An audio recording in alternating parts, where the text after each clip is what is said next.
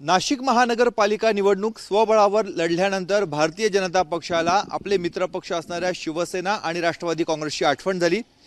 महापौर पदाच्या निवडणुकीआधीच सत्तेमध्ये सहभागी व्हावं असा प्रस्ताव भारतीय जनता पक्षाचे शहराध्यक्ष सुनील केदार यांच्याकडून शिवसेना आणि राष्ट्रवादी काँग्रेसला देण्यात आला। मात्र कालच मंत्री गिरीश महाजन यांनी हा प्रस्तावच धुडकावून लावला आहे आणि भारतीय जनता पक्षाला महापालिकेमध्ये सत्ता स्थापनेसाठी कुबड्यांची गरज नाही अशा स्वरूपाचं वक्तव्य केलंय। त्यामुळे पुन्हा एकदा महायुतीमध्येच तणाव निर्माण झाल्याची परिस्थिती निर्माण झाली आहे। शिवसेनेचे उपनेते आणि नाशिक महानगरपालिकेचे गटनेते अजय बोरसे आपल्या सोबत आहेत। एका बाजूला भाजपने तुम्हाला प्रस्ताव दिला होता, आता मंत्री गिरीश महाजन म्हणतात की आम्हाला कुबड्यांची गरज नाही। मला असं वाटतं की भारतीय जनता पार्टीचं वागणंच अनाकलनीय आहे। एकीकडे त्यांचेच अध्यक्ष माननीय सुनील केदार हे शिवसेनेच्या कार्यालयात येऊन आपण एकत्र असलो पाहिजे, आपण एकत्र बाकावर बसलो पाहिजे, पुढे येणारा कुंभमेळा असेल, सिंहस्थ असेल, या पार्श्वभूमीवर आपण एकत्र युती केली पाहिजे अशा पद्धतीचा प्रस्ताव देतात। आमचे शहराध्यक्ष नुसते आमचेच नाही तर महायुतीतला दुसरा घटक राष्ट्रवादीचे शहराध्यक्ष त्यावेळेस उपस्थित असतात। खरं तर हा प्रस्ताव त्यांच्याकडनं येतो आणि काल अशा पद्धतीनं आपण म्हटलात की गिरीश भाऊंनी सांगितलं की आम्हाला कुबड्या नको आहेत। मला वाटतं की त्यांच्यामध्ये कुठेतरी समन्वय दिसत नाही। खरं तर आम्ही सुद्धा ह्या प्रस्तावाकडे खूप ज्याला म्हणतो सकारात्मक बघितलं होतं की ठीक आहे, आता निवडणुका झाल्या परंतु कार्यकर्ते हे एकत्र येतील, पुढे येणाऱ्या निवडणुका असतील, आमदारकी असेल, खासदारकी असेल, स्थानिक स्वराज्य संस्थांच्या निवडणुका आहेत, यामध्ये किमान आपण युती म्हणून एकत्र असलो पाहिजे। पुढे जो आपला सिंहस्थ कुंभमेळा येतोय त्यात आपण एकत्र काम केलं पाहिजे, शहराच्या विकासासाठी आपण एकत्र आलं पाहिजे, अशा पद्धतीच्या भावना साधन कार्यकर्त्याच्या होत्या। परंतु कुबड्या नको हे जे वाक्य आहे, मला वाटतं हे अत्यंत चुकीचं वाक्य आहे। खरं तर आम्ही कुठलाही प्रस्ताव त्यांच्याकडे घेऊन गेलो नव्हतो, त्यांनीच आम्हाला दिलेला प्रस्ताव होता आणि महायुतीच्या संदर्भातली सुद्धा ज्या काही निर्णय आहे हा माननीय एकनाथ शिंदे साहेबच घेणार होते। त्यामुळे मला असं वाटतं की त्यांनी कुठेतरी एकत्र बसून त्यांना नक्की काय करायचं हे ठरवलं पाहिजे। पण पक्षामध्ये असमन्वय तुम्हाला दिसतोय का भारतीय जनता पक्षात, आणि असं असताना तुम्हाला एक प्रस्ताव घेऊन येतो आणि दुसरा नाकारतोय? निश्चितपणे हा असमन्वयाचाच उदाहरण आहे।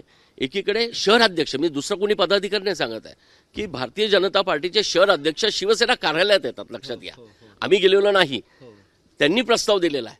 आणि दुसरीकडे इथले म्हणजे भारतीय जनता पार्टीचे सर्व आदरणीय गिरीश भाऊ म्हणतात की आम्हाला कुबड्या नको आहेत।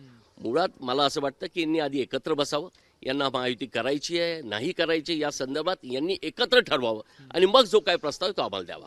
आता तुमची भूमिका काय असणार आहे? आमची भूमिका स्पष्ट आहे। आमची भूमिका घ्यायला माननीय एकनाथ शिंदे साहेब हे अत्यंत समर्थ आहेत। शिवसेनेतले सर्व निर्णय शिवसेनेचे मुख्य नेते आदरणीय एकनाथ शिंदे साहेब घेतात। त्यांनी आम्हाला सांगितलं की आपल्याला महायुतीत जायचं आहे, आम्ही महायुतीत जाऊ, अन्यथा सक्षम विरोधी पक्ष म्हणून आम्ही काम करू। तुमचे माजी खासदार हेमंत गोडसेंनी या प्रस्तावावर उत्तर दिलं होतं की आम्हाला लाभ, जर सत्तेत सहभागी करून घेता येतं लाभाची पदं मिळाली पाहिजे, उपमहापौर असेल किंवा स्थायी समिती किंवा विषय समित्यांचे सभापती। मला असं वाटतं याला लाभाची पदं असं म्हणता येत नाही। सत्तेत सामील होणं म्हणजे काय, नुसतं त्या बाकावर बसणं असं नाही, त्या सत्तेमध्ये तुम्हाला काही अधिकार असले पाहिजे, त्या अधिकारानं तुम्ही तिथं काम करू शकले पाहिजे, याला लाभाचे पदं असं म्हणता येणार नाही। तर सत्तेतले जे काही प्रमुख ज्याला आपण निर्णायक अशी पदं आहेत, ही पदं त्या पदांवर जर शिवसेना असेल तर ती युती आहे ना, महायुती आहे ना, नुसतं बाकावर जाऊन थोडी महायुती होते। पण आता तुम्ही विरोधी पक्षात बसणार आहात की सत्तेत सहभागी होणार आहात या सगळ्या घडामोडींनंतर? पण नाही, या घडामोडींच्या संदर्भात माननीय एकनाथ शिंदे साहेबांकडे माननीय दादा भुसेंशी मी आज बोलणार आहे, माननीय आमचे सुहास अण्णा कांदे आहेत त्यांच्याशी बोलणार आहे आणि ते माननीय एकनाथ शिंदे साहेबांशी बोलतील आणि जो काय निर्णय होईल तो आम्हाला मान्य असेल। विरोधी पक्षात बसायची मी तुम्हाला सांगितलं ना की माननीय एकनाथ शिंदे साहेबांनी सांगितलं की महायुती करा तर महायुती करा, अन्यथा जर विरोधात राहायचं असेल तर आपण बघाल या शहरातला सर्वात सक्षम विरोधी पक्ष म्हणून शिवसेना काम करेल। हे आहेत शिवसेनेचे उपनेते अजय बोरसे। त्यांचं म्हणणं आहे की भारतीय जनता पक्षानेच आम्हाला प्रस्ताव दिलेला होता आणि आता त्यांच्यामध्येच समन्वयाचा अभाव बघायला मिळतोय।